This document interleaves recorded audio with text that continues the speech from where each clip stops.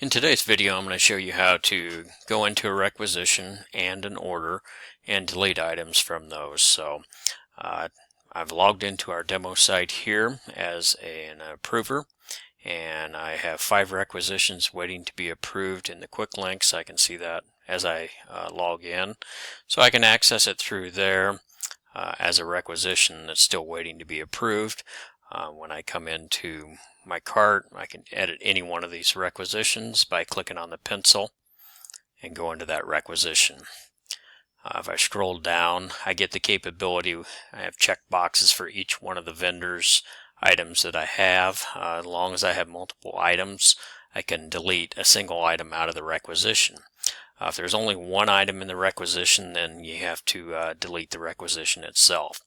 But for here, if I wanted to remove this multi-sand clamp, I can do that by checking the box and say remove selected. If I wanted to enter any comments, we could say maybe we have these in storage. And that way, and see Mr. Peterson.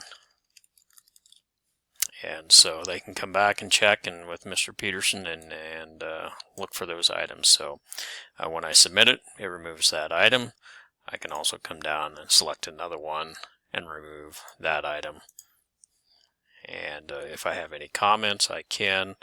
We can say you're over budget. This is not needed.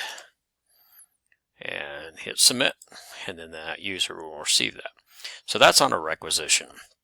If you potentially have one that's on an order that's already been approved, and if that order is for the annual buy, then the order has not been sent to the vendor yet, you can still go in and edit those items. To do that, if you come up to admin and then marketplace orders,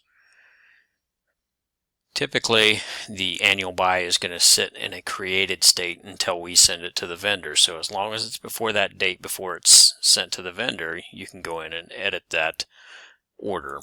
And so I'm going to filter on those items that are in the created state, hit filter. Then I see the list over here, and the statuses are just those that are in created. So meaning they're sitting there waiting to be delivered on a certain date to a vendor. So they've not gone out to the vendor yet, so I can come in here and edit these items. When I edit the order that has already been created, I see an X next to the items.